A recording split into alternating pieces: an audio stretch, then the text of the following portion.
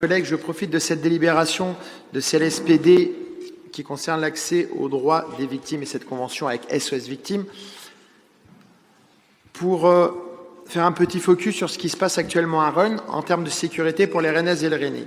Mais avant, comme vous, j'ai pu voir les chiffres du ministère de l'Intérieur sur la sécurité dans les grandes villes. Ces chiffres nous ont inspiré 3 réflexions. La première, comme à chaque fois que nous recevons des chiffres, nous pouvons les interpréter différemment en fonction que l'on voit le verre à moitié plein ou le verre à moitié vide. Mais je pense qu'il n'y a pas de quoi être fier, par contre, d'avoir le même taux de violence sexuelle que Paris, à savoir 1,6 Rennaises ou Rennais sur 1000 habitants, ou d'avoir quasiment 6 Rennaises et Rennais sur 1000 qui sont victimes de coups et blessures. Si on extrapole sur le nombre d'habitants à Rennes, cela fait 1276 victimes de coups et blessures qui ont porté plainte. Et justement, ce porter plainte nous inspire la deuxième réflexion. Ces chiffres sont basés sur les plaintes. Or, nous savons par expérience qu'il y a beaucoup de victimes qui ne portent pas plainte. De mémoire, c'est également ce qui ressortait d'une des conclusions du livre blanc de la sécurité. Et ces non-plaintes sont particulièrement vraies pour les coups et blessures.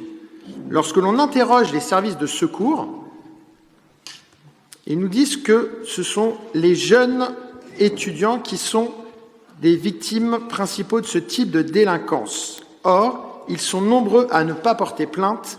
Leur état d'ébriété au moment de l'agression est souvent la raison de ne pas porter plainte pour eux, à tort. Enfin, la troisième réflexion est que nous nous souvenons des réponses de cette majorité à mes prédécesseurs lorsqu'ils s'inquiétaient de l'insécurité à Rennes. Et cela, y compris dans le mandat précédent. Que répondiez-vous, Madame la maire, ou votre adjoint à la sécurité d'alors? Eh bien, vous répondiez que la situation était pire ailleurs. Aujourd'hui, avec ces chiffres, à la même question, on répond c'est pareil partout. Cela veut dire tout simplement que mes prédécesseurs avaient malheureusement raison sur ce sujet et que nous avons rattrapé les autres villes, en termes d'insécurité en tout cas. Voilà pour ces réflexions en préambule des chiffres de la sécurité. Mais les victimes ne sont pas des chiffres. Les victimes ne sont pas des statistiques. Les victimes sont des victimes. D'habitude, lorsque j'interviens sur la sécurité, je m'appuie sur 1 ou 2 articles que j'ai trouvés dans la presse. Mais ce soir, je ne vais pas évoquer un article, car le sujet que je vais évoquer n'a fait l'objet d'aucun article. De quoi s'agit-il? Il y a 3 semaines, un petit groupe de personnes s'est retrouvé un lundi soir pour dîner au centre-ville de Rennes. À la sortie de leur dîner, vers 23h30, là il est 23h, les convives se sont séparés pour rentrer chez eux, certains reprenant leur vélo, d'autres partant à pied pour retrouver leur voiture. Au moment de reprendre sa voiture, garée rue de Dinan, l'un des convives, un père de famille, tranquille, sans histoire, a vu 2 hommes surgir de leur voiture et lui sauter dessus. L'un de ces 2 hommes lui a mis un couteau sur la gorge et lui a invectivé de lui donner son argent, sinon il l'égorgeait. Chers collègues, un couteau sur la gorge, est-ce que vous imaginez la violence des faits? Le choc a pu être celui de cet homme. Sous la menace de l'arme, il a immédiatement donné tout l'argent qu'il avait sur lui, dans son portefeuille. Un couteau sur la gorge et une menace de mort pour quelques euros un lundi soir à Rennes. Ce fait divers rennais fait écho à celui d'un jeune étudiant qui s'était fait agresser au couteau également rue Jean Massé à 8h10 un lundi matin en allant à ses cours pour des oreillettes et un smartphone. Je relis ces 2 événements extrêmement graves car les 2 ont eu lieu un lundi. Il faut avouer que lorsque l'on parle statistique d'agression, on ne pense pas immédiatement au lundi. On pense plutôt au jeudi soir, vendredi soir ou dans la nuit du samedi au dimanche. Un lundi matin et un lundi soir.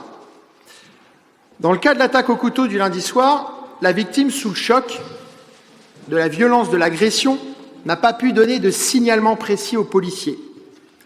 Voilà un exemple concret et pragmatique de l'utilité d'avoir un réseau de vidéoprotection efficace. Et vous l'avez souligné dans votre intervention, Madame Briero, tout à l'heure. Pas d'image, pas de description des individus. À ce titre, nous sommes perdus entre la présentation de Madame Lénaïque Briero, à laquelle nous souscrivons pleinement, et l'intervention de Cyril Morel, de cette même majorité, qui dit tout l'inverse. Alors, si on ne gouverne pas une ville avec des pétitions, on ne la gouverne pas non plus en godillant. vidéo ou pas vidéo, je pense qu'il faudrait que cette majorité tranche. Donc pas d'image, pas de description d'individus sur mon fait divers, pas d'interpellation. Les agresseurs sont toujours dans les rues de Rennes. En conclusion, et comme nous sommes lundi soir, chers collègues, je vous inviterai à être prudent en rentrant chez vous à la fin du conseil municipal, car il est 23 h et le réseau de vidéoprotection étant inefficient, il ne vous protégera pas.